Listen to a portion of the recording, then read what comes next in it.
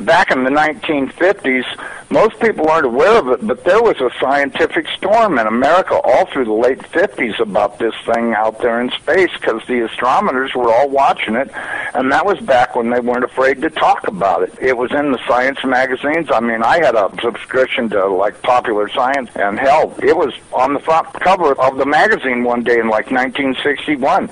And I was really excited when I saw it, because here's this giant red planet on the horizon of the California coast, and a humongous tidal wave coming in towards the coast, and having grew up in the mountains of the Sierras, and this thing in the magazine, it said this tidal wave coming in was going to be at least 3 miles high, and I went in and showed it to everybody in the house, and they laughed, and they said, look, it says right here, there's nothing to worry about. It won't be here for another 50 years. Hey, guess what? That 50 years has came and gone, and this baby's out there in the sky. They've been watching it. I watched it, and I can tell you, this thing has got so much trash coming around it. You know how we live in a solar system? We've got 9 planets and a big sun. This thing has got 7 planets and its own sun. But I believe that instead of having dirt on it like our planet does and water, I think this thing is just a big, bright reddish-orange iron ball, because it's giving off all this red iron oxide dust out into the atmosphere. When we thought at first it was just a teeny little red speck of fuzzy red dust in the distance, but over the years as it went by and we watched it, it got bigger and bigger and bigger. And then finally, about '08, we could see this thing like it was across the street, and we could see that it was a blazing hot ball of fire giving out sparkles of red iron oxide dust for thousands of miles in every direction, and you could see the planet circulating it. Now, I'll tell you one thing that I really am nervous about. I think this thing's got a planet like ours circling it. This is its own solar system. We're about to have a solar system come through the middle of our solar system. This can't be good. But unfortunately, it looks as though that's what's going to happen. Hopefully nothing in this mess will hit us, even though it does say it will in the Bible, at least it does in my Bible. It says we can expect all kinds of problems. We were looking at asteroids. Right close to this thing, there's asteroids that are floating around right near that are orbiting the main sun itself. These things appear to be about 500 miles across, and as you go back into the tail, you get into meteorites that go back for millions of miles in the tail. This thing looks like a giant red teardrop-shaped dust cloud, and you can see if you're able to see it up close like we did, you can see every speck out there. I guarantee you, there's trillions of meteorites following this thing. Now, these CIA people that I know say that we're not going to be that close to it when it goes past us. They're saying that in order to attain breakaway speed, when it comes up around the backside of the sun, its speed will at least double, possibly more, which will put it here earlier than everybody is saying it will, and that this thing will probably be about 20 million miles from us when it crosses in front of us. And then as soon as it flips us upside down, we're going to go into its debris field tail and be pelted with meteorites. And, of course, in the Bible it says they will talon 70 pounds. So if you've got 70-pound meteorites falling like hail, and I can guarantee you they will be falling like hail because there are that many in the tail of this thing. This thing has got a tail loaded with trash. I mean, it's incredible the amount of stuff that's in this thing's tail, and we're going to go right through that tail, and if it doesn't beat everything on the surface of the ground into a flat putty, I don't know what it'll take. I tell everybody, you better be at least 20, 30, 40, 50 feet underground and have either concrete or stone above you, because it'll break through the roof of whatever you've got if you don't. These CIA guys told me that this pole shift will probably happen from start to finish in around 28 minutes. That doesn't give you a lot of warning. When you see that thing out there in the sky, you're going to have to run as fast as you can to your underground facility, because this is going to happen so fast. Now, see, here's another thing nobody's talking about. You've got this giant iron planet that they say is 47,000 miles across, getting ready to come up past us, And when it starts to approach us, it's going to start and have real serious effects. So is it a planet or a failed star? It's not a failed star. I saw this thing up close. It did not look like a failed star. It looked just like our sun. Right. Okay. Would you call our sun a failed star? No. Okay. Well, you had said planet. I wasn't sure if it was like a failed star brown dwarf or a full sun. So it's a full sun? It looks to me like a miniature sun, just like the one we have. The only difference is our sun is giving off flames and stuff, and this one's doing the same thing as it, but it's giving off this red iron oxide cloud of dust around it, and until it got close, we couldn't even tell what was in there. We could see it was hot, and it looked like it was just a dull red when we were first able to discern it through the red cloud, but as it approached, it started to become more apparent that this thing is just orange hot. I mean, to tell how hot it is, I was told that they estimated between 5 and 10 million degrees, but, I don't really know, if that's right or not. I mean, it's got to be pretty hot because it's sending all of this red iron oxide dust out into space around it. Right. And it's got this enormous, and I mean enormous, at least 50 or 100,000 miles on each side of it, this red dust cloud that goes all the way around it.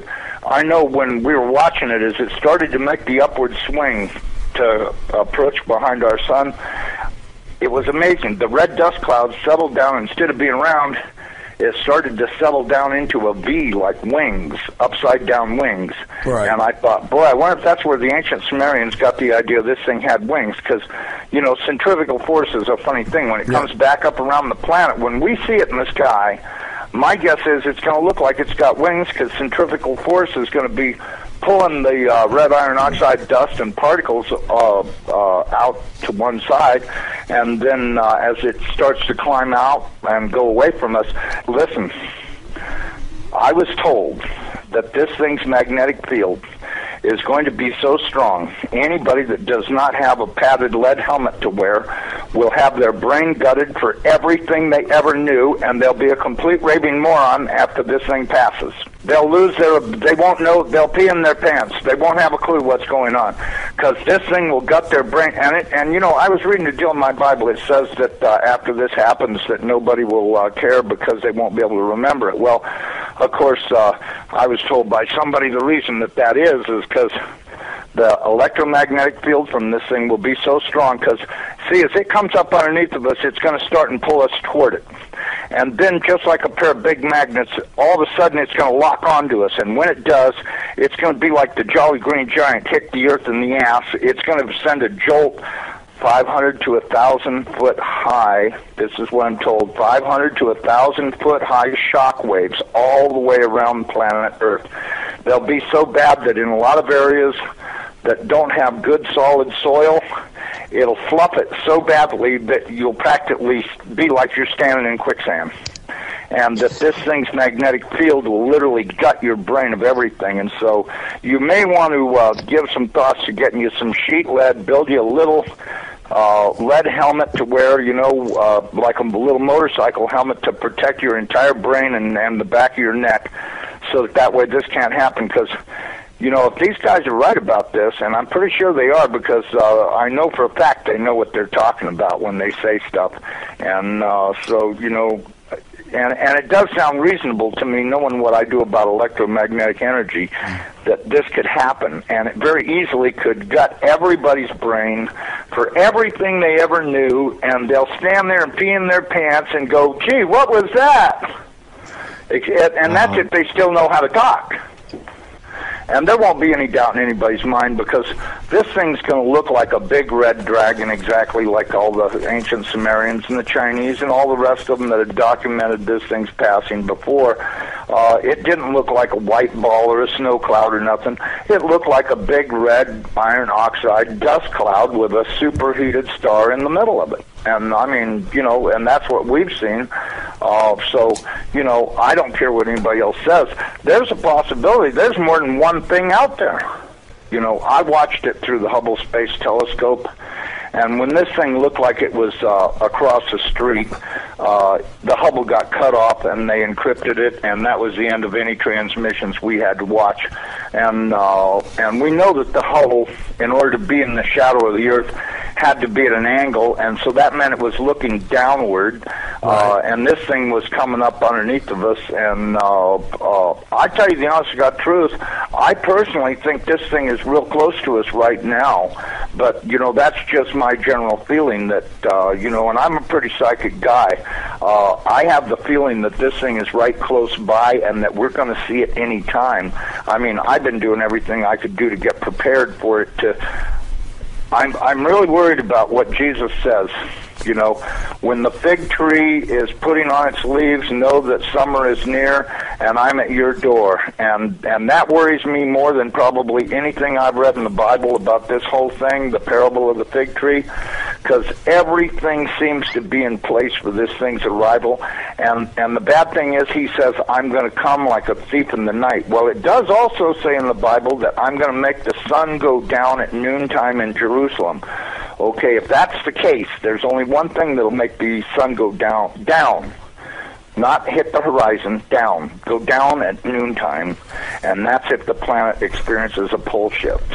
Okay, I got a quick question that you could probably answer really quickly and then continue from the chat room.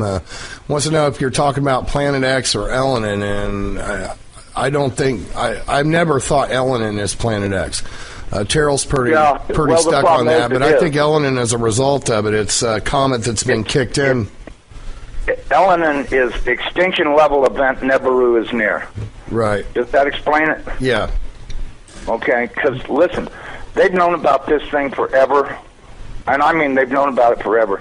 I mean, if I read about it in a science magazine in 1961, that tells you that, I mean, it's only 1,800 years away. How could they not be able to see it when it came around the backside of the last sun and headed this way? Right. You have to know they've been watching it, because if Carl Sagan was showing stuff that they took with their old telescopes that was billions and billions of miles away, and this thing's only 1,800 years away. Well, and by 1930 it was only 70 years away.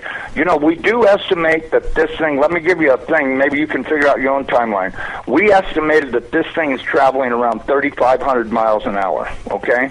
Okay. That was our estimate of its speed. Now, it has been picking up speed, and that's the reason why we think it's going to arrive early, because when it comes around the backside of the sun, it's got to double that speed in order to attain breakaway speed to leave the sun and not wind up orbiting it. It's never orbited the sun in the past that we know of, so that means that it's going to have to attain breakaway speed to head back out into space. Now, you look at the NASA videos, photos, and all this other crap those morons put on the internet. This thing is coming in. It's going to, as soon as it goes around the top of the sun, it's going to go back out into space. Right. And it's going to do this really fast. When it goes past us, it's going to go past us so fast that we'll almost have no time to get ready. That's my opinion. But, just drawing it out on paper a few times and thinking about it, and I went, if this thing picks up enough speed to make breakaway speed, then that means it's going to come past us. This thing, according to what I was told, is that this thing is approximately 47,000 miles in diameter, 4 or 5 times the size of the Earth, and it'll come past us, and we won't have a lot of warning, and we won't get to see it in the sky until it's on us. I think the NASA timeline is completely off. I think this thing's going to arrive much earlier than they say it is. I know they're saying October, but, if you look at now, I was told that the poles are not shifting at 42 miles a year. They're shifting at 42 miles a day. And the reason is because this planet is rolling over to face this thing. Now, when it goes by, it's not going to push our North Pole away. It's going to grab our southern pole with its northern pole, and it's going to be like somebody kicked this planet in the ass. That earthquake that it talks about in Revelations, when the opening of the sixth seal comes, from what I've been told, that's very accurate, because that's exactly what's going to happen. There's going to be a massive earthquake when it locks onto us. As it goes past us, we're going to follow it right upside down. The oceans are just going to be roaring from pole to pole, as you could well guess they would, because if you take a planet that's 7,000 miles across and roll it upside down in 30 minutes, you're going to have some real serious problems with wind and water. We should be preparing to expect this thing to show up any time.